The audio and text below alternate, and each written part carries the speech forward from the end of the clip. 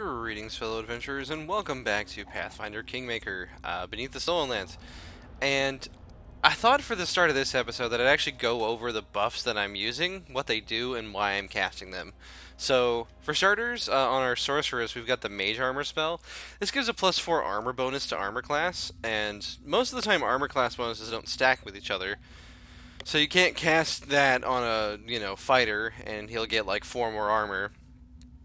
But you can cast it on animal companions because they don't have an armor bonus because all their armor is like their tough skin basically. So that's why I start off with this. I go ahead and just give basically +4 AC to all of our animal companions. And mage armor also acts as like a chain shirt of sorts for mage characters who don't wear armor. So something to consider there.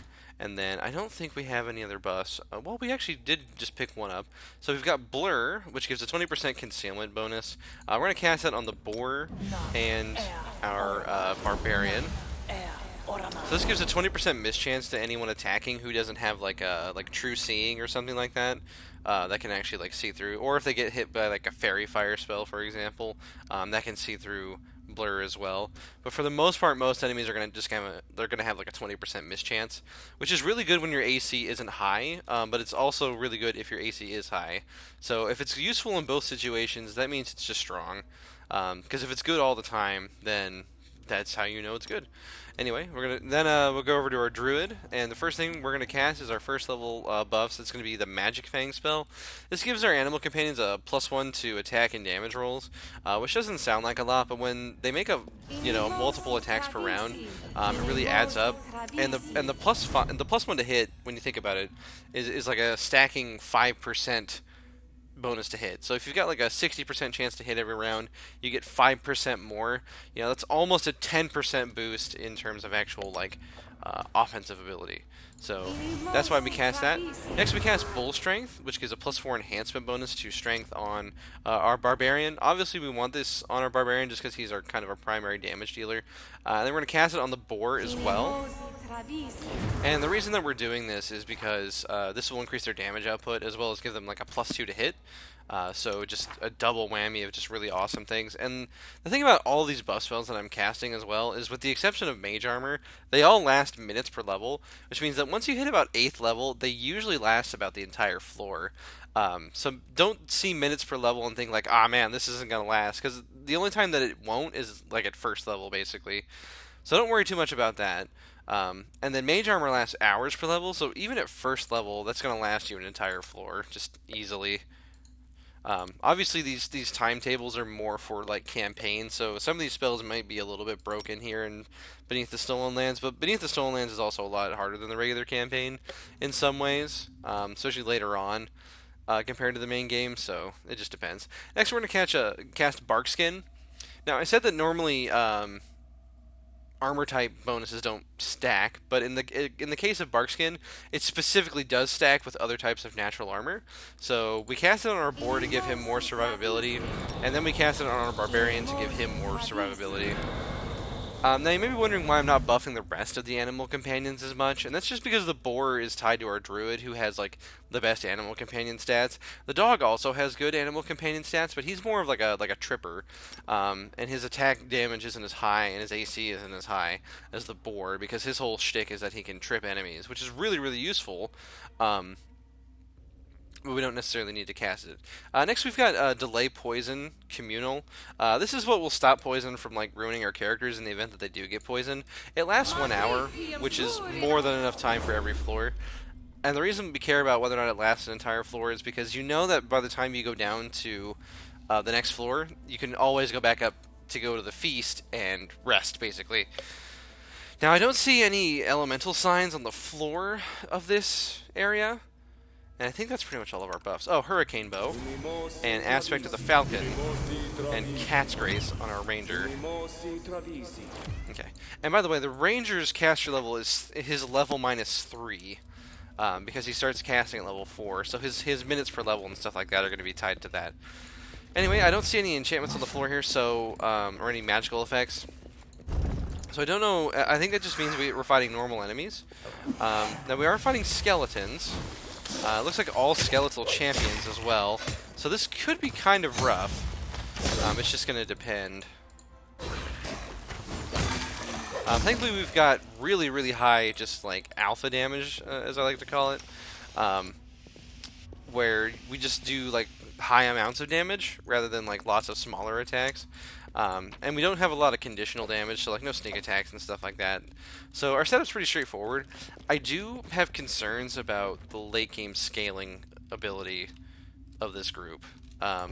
Just because it's all physical melee based, and like our animal companions are a huge part of the group as well.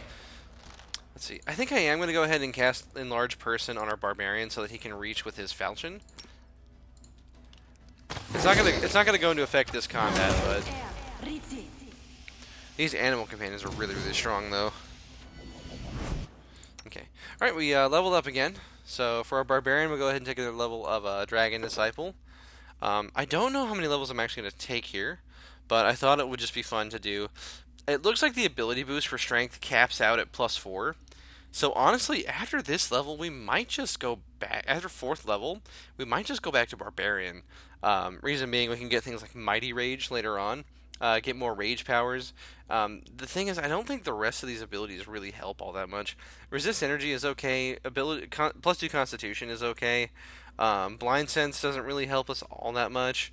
Yeah, so it's just a matter of like, what do we actually value here?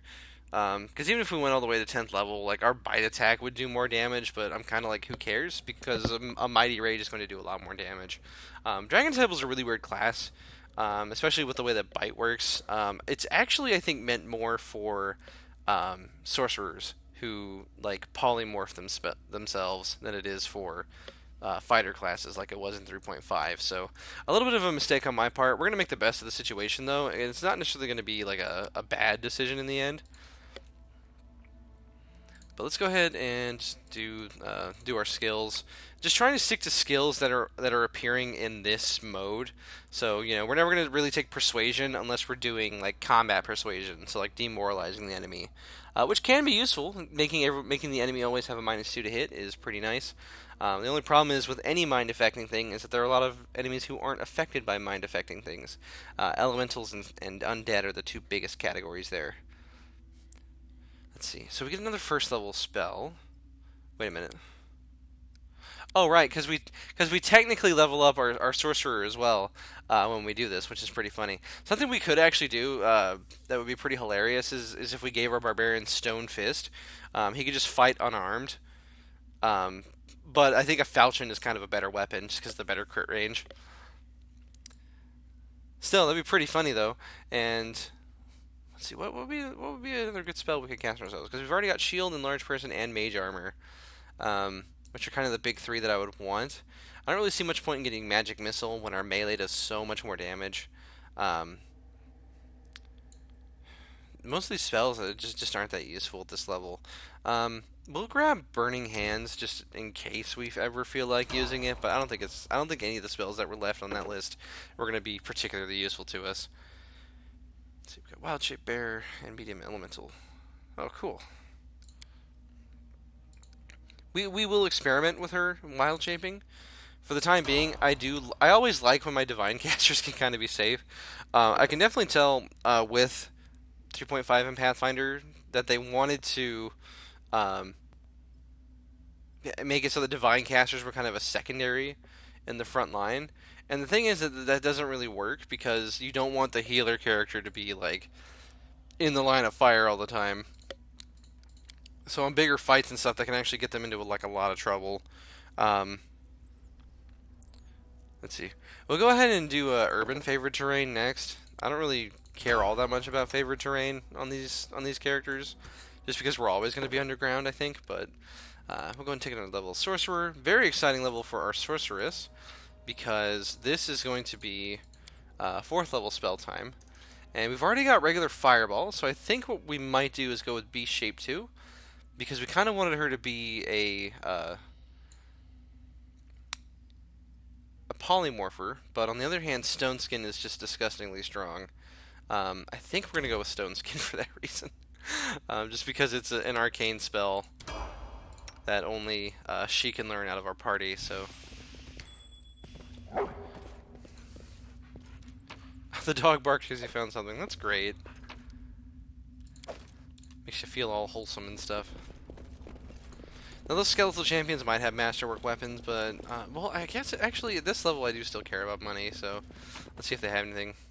Yep, 3 masterwork longswords, but not a masterwork longbow. Okay.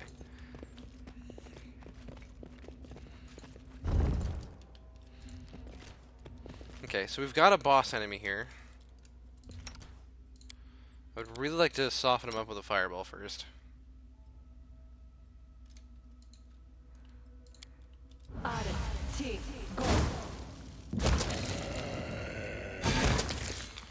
Alright, so total our sorceress just did like 105 damage with that fireball, so that was a really good surprise attack there.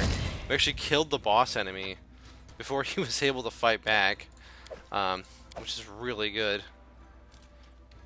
Okay, awesome. We'll go ahead and pick up this shrine as well. See, regular great axe, don't care. Summon monster 4 dire wolves. Well, 1 dire wolf, I should say. We can go ahead and see. Is that like what kind of? Is this a bard spell? It's got to be a bard spell because we're using use magic device with it. I don't know. It's really weird. But we'll just keep on trucking on. Let's try to use magic device on this.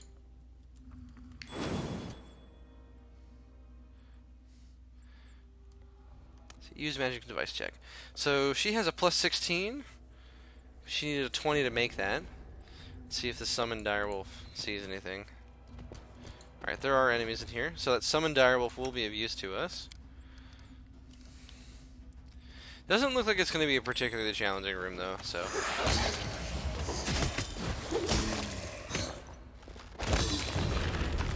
Oh no! Our barbarian has fallen into the pit trap. Oh no! Our druid! She's stuck. Oh, the bear! The way they just kind of get sucked into it, like they clearly didn't have like the physics necessary to do that, but it's still it works. I think it literally creates a hole in the ground, like and everything. That's pretty funny, actually. All right, so it's gonna lose us some time on our buffs because obviously we don't want to leave the room without, you know, our druid and one of our companions. So okay. The pit trap went away. They only took like 6 damage in the end, so kind of like who cares. It was just an inconvenience. Really, the biggest thing is just the time and buff cost, or the cost in buff time. Anyone else good at lore religion? I think it's just the druid. So you can always cast the 0 level guidance spell before doing this, by the way. Sometimes it results in like really good, like sometimes it'll make the difference. It's just a +1 to like a skill check or something, but you know, it's you know, it's good enough sometimes. +1 light mace I don't really care about. Got some gems and potions to cure light wounds. There's a zombie lord over here. Still don't really see any boss enemies.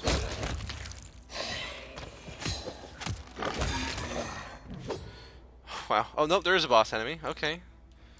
I think I'm going to go ahead and cast haste. Yeah, he's going to go down in very short order. There's another fire. Do we need to rest? If we do, it's only because we're running out of buff time. Let's see. Where's his bull strength?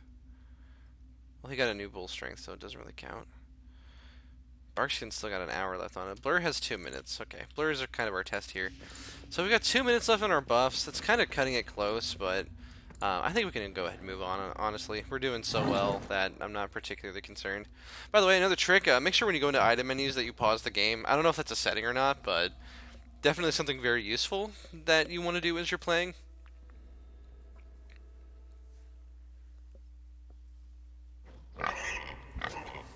Okay.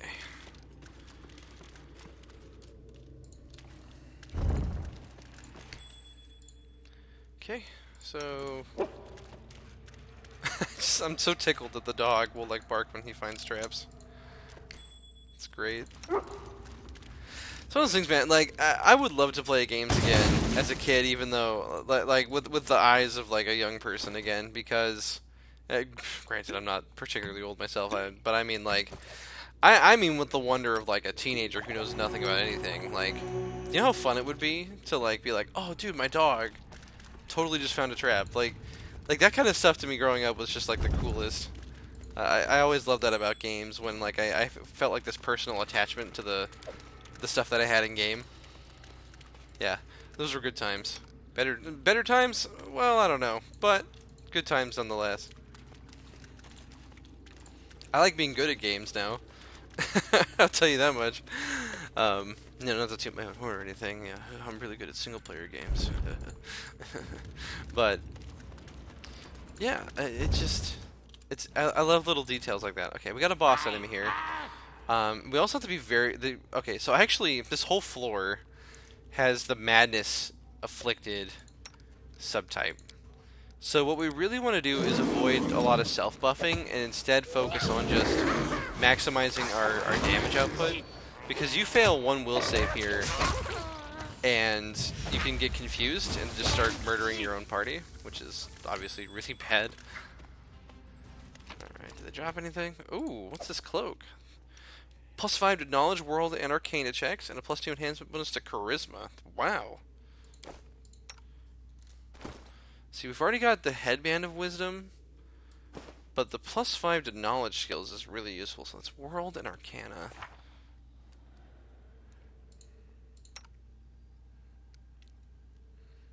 I think, honestly, our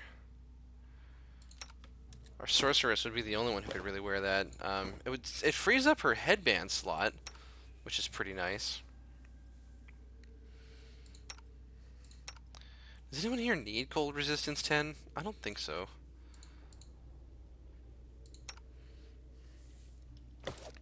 Well, the bonus on Knowledge Arcana checks could actually be pretty huge for us. And now I know if you're really, really, really good about managing your characters in this game, what you can do is like leave that off, the cloak, until you actually find a shrine that has that. Put the cloak on, do the check, and then take it off afterwards. That would technically be the optimal way to play, but who plays like that? Who has the patience? Not me. Okay, so we've got a spider. We're going to cast Burning Arc on it, I think. I am going to enter Rage here. Really just do not like these rooms. It also gives our Barbarian a bonus when it comes to resisting these sorts of things. Okay. So that's taken care of. Alright, let's go ahead and open up these chests. See if there's anything useful inside. Doesn't look like it. Okay, we got a +3 leather armor here. And a Cloak of Resistance +3. That's pretty good loot. Okay. Really don't want the Barbarian getting mind controlled, so we're going to give him the Cloak of Resistance, just to be safe. And then, let's see about this leather armor. Let's see, it's only 5 armor class. But it's got a higher max dex, so I mean, it could be useful. Currently isn't, but it could be, so we'll hold on to it. See, there was another gate back there. Remember that room, because I want to go back to it. It's a lot of spiders. I'm glad we have delay poison right now. Might need it.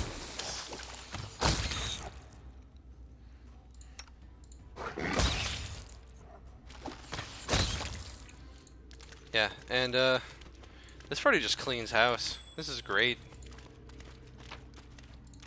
I have no complaints so far. The damage output is just impressive. I'm just worried about, of course, if and when we find something with a lot of armor class or concealment or something like that, we might be in a bit of a pickle. But I think our Blaster Sorceress really rounds us out. Alright, we're going to hold position and then have everyone attack. This Horse Slayer, I think, is a boss enemy. So I'm going to go ahead and just start using spells.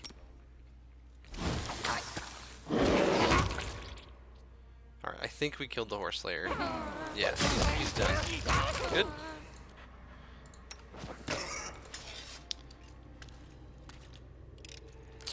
Okay, the dog is confused, I think. And we just ate a fireball. The dog is confused for the next 6 seconds. Yep. So that was definitely the boss enemy, because they'll cast, like, confusion and stuff like that. Oh, we should check their bodies for loot. He had a masterwork short sword. Ooh. Ooh, ooh, ooh, ooh. +2 breastplate. I like it. +1 light shield. Some other goodies. More potions. 3 quarterstaves. I don't know why. I think it's a bug in the code that so many like duplicate weapons show up in chests, and it's always 3. So like I think what's supposed to happen is that like 3 random weapons show up, and instead it's all the same random weapon.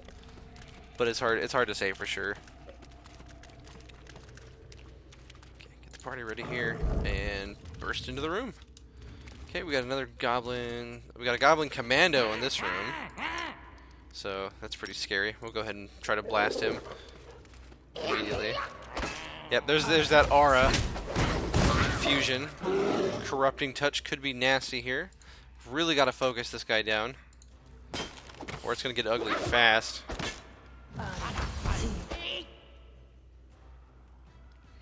His AC is 25.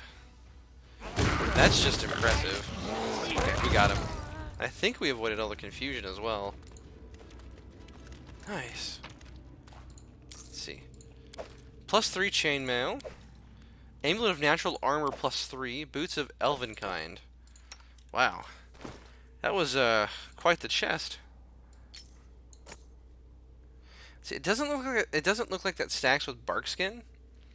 So I think that the character we're gonna put this on is actually gonna be our druid, because she casts bark skin on other characters but doesn't have it herself. So go ahead and give her that. Let's see. We only have a +1. We have a +1 heavy shield on her. Only have a +1 light shield in our inventory. Technically, we could wear one of these other pieces of armor that we just found on our ranger, but I don't know that they're actually all that better. And then we've got a +1 full plate, which is still more armor than either one of these 2 medium armor pieces that we found. So, yeah. I think we're in a good place. I think I'm actually going to give the leather armor to our druid, and the reason for this is because it's light armor. So, even though she has the same armor class, she's going to move a little bit faster, which is pretty important. Especially if you need to, like, get away, like, get out of combat, like, disengage and stuff like that. Really, really useful stuff. Alright, let's go ahead and rest, because we've cleared the floor. There's probably a secret room somewhere on this floor, but the thing about secret rooms that I've decided is it's not quite like other roguelikes when it comes to that aspect of the game, where, like, you know, sometimes in the hidden rooms you can find like literal like game-winning items and stuff like that. It's not quite that in this. Like, if you find a secret room, cool, but it's not gonna like lose your run if you don't find every single secret room. Okay. A lot of garbage left on the ground, but other than that, we're good to go.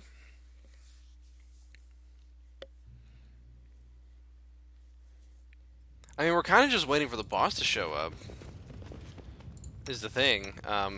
He's supposed to have been here already, but now we're on floor 13. I'm starting to wonder when that's actually going to happen. We're about to level up again, so I'm not going to go rest at camp. Well, plus we just rested here anyway, but go ahead and fast cast all of our buffs real quick.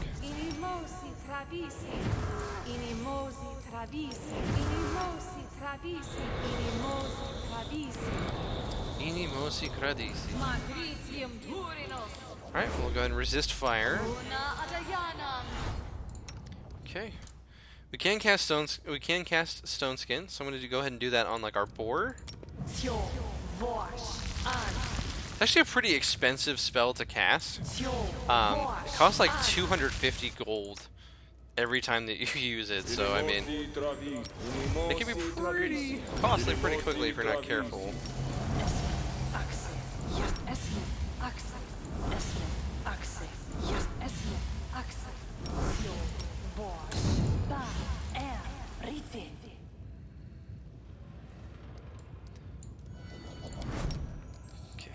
Almost done.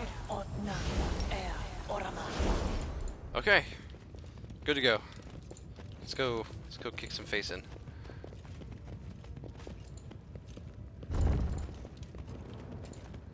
Oh, this just like you open the door and the enemies are like, oh, what are these? The adventurers were coming to fight us. So we need the bear to go this way to take on this alpha wolf. I'm actually kind of concerned about the bear taking on the alpha wolf by himself. That can actually get pretty messy pretty quick. I am going to haste the party for this one real quick as well. And then we're going to focus down this alpha wolf, I think. Now, do we have any... So we could convert. See if we could summon as well.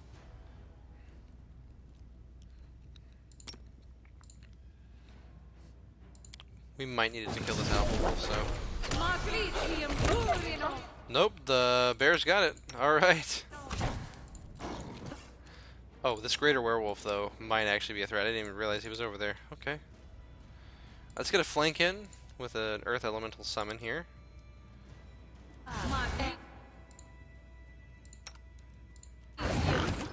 Alright, we've got haste, though, so this shouldn't last too much longer.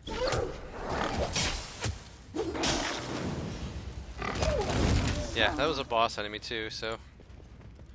Alright, how are animal companions doing in health? Really good! That was a really clean fight. Whenever I see an enemy like a greater werewolf, I get a little concerned, you know, I'm like, that could be pretty messy. Alright, that Earth Elemental is kind of a waste of a cast. A lot of early summons are.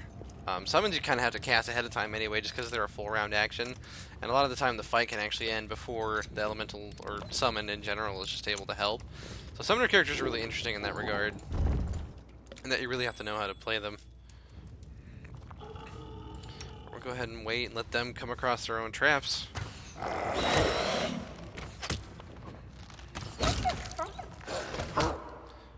and then we'll 4 in.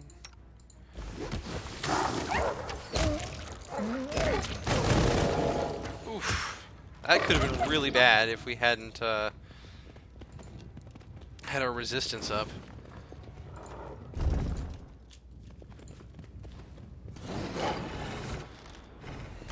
Dire Venom Wolf. Okay, that is a threat. Look, I'm going to hit it with a magic missile because that's all we really got. We'll tell him to focus it down. Try to focus it down if you can.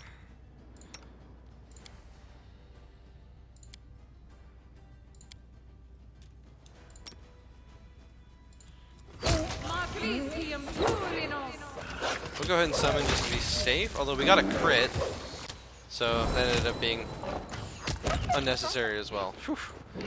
Hey, the thing is, you can't count on crits, so if your strategy revolves around being like, alright, I gotta crit this thing or we're done. Okay, disarm the trap, good.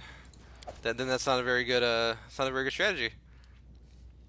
Ability to cast Breath of Life once per day. I've seen this ring before, and we're gonna go ahead and put it on our druid, I think. And then we've got a level up to do. So let's go ahead and manage that real quick. Okay, and then this will be our last level of Dragon Disciple, I think. Get that +2 to strength again, and our natural armor bonus. Same skills. We will have to pick spells. Okay. I'd really like to get... we're going to go ahead and get Great Cleave, which lets us hit pretty much every enemy in range, which is really nice. And then for second level... Protection from arrows would be useful. I have no problem, especially since it lasts hours per level. It's only 40 damage, though, for him, which is, like, not that great. Being able to bull strength himself would be nice, but Bear's Endurance also is kind of useful. We'll go ahead and go with Bear's Endurance, I think, for that reason. He can technically grow claws for 4 rounds a day now. Yay. It's so useful. Alright, Druid gains Venom immunity at 9th level. Very nice. Okay, and then, let's see, with Weapon Focus, I think... What's the thing about Wild Shape? Can you do Weapon Focus like Slam? What does that count as for...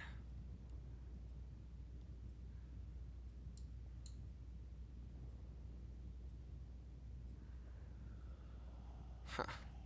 I just don't know with with the elemental shape, like what that would count as. But weapon focus does make sense if we want her to wild shape a lot. We do have natural spells, so I should probably be doing that more. But let's do claws for now. So we get a +1 to our attacks when using claws, which is just it's nice. Nothing to write home about, but you know, a better feat than some. Okay. So now we have a pretty tricky choice to make. We could take improved critical. On the other hand, when we cast aspect of the falcon, we get it anyway with bows. So I don't really see the point in actually taking the feat. I think deadly aim is going to be better for us. It will make us take like an accuracy penalty, but it also will vastly improve his damage. So we definitely want to take advantage of that. Like, yeah, 2d6 plus 9 damage, really good on a bow, especially with many shot. You know, shooting multiple arrows in the same shot, doing like 40 damage to start. Really, really good. So let's see. So now we can turn invisible. Number of rounds per day equal to sorcerer level. As greater invisibility is really nice. Gives you full concealment. Poison. We can cast that now. Okay. Is what it is, I guess. And then, let's see. We could do greater elemental focus. Should be nice. I think I'm gonna go with Great Fortitude because actually we've got 4th level spells now. I'm gonna go with Metamagic Empower. Reason being, we can now Metamagic Empower Burning Arc, and it will do much damage.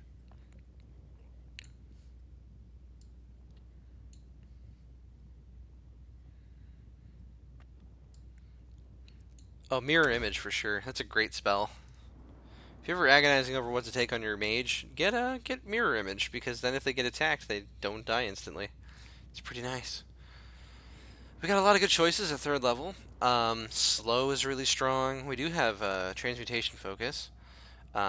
B-Shape would let us do what we were kind of talking about, but Heroism is really strong as well. I think we're going to go with Heroism, just for its kind of universal usefulness. And then I think you go with Controlled Fireball here, just for the damage,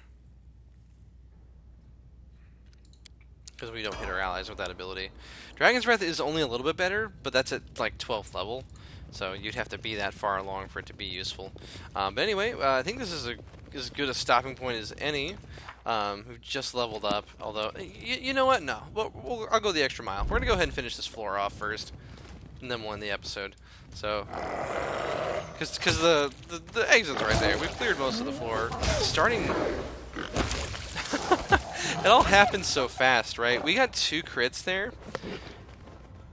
One by the barbarian, one by the ranger. And I think that this is just kind of a testament to how good this party is that I don't even really have to spend that much time looking at it. It's really good. We have a +1 mithril full plate, which is really good, except I'm gonna sell it anyway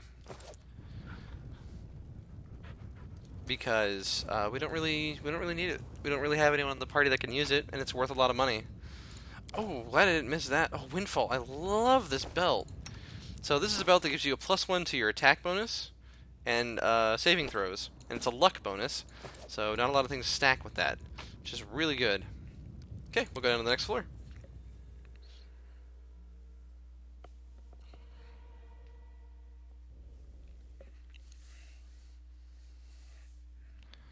Alright, we still haven't found our boss. This floor pattern could be a good sign that that's about to happen, so I hope you'll join me next time as we continue to find our first boss here in Beneath the Stolen Lands. Anyway, hope you enjoyed the episode, and I'll see you on the next one.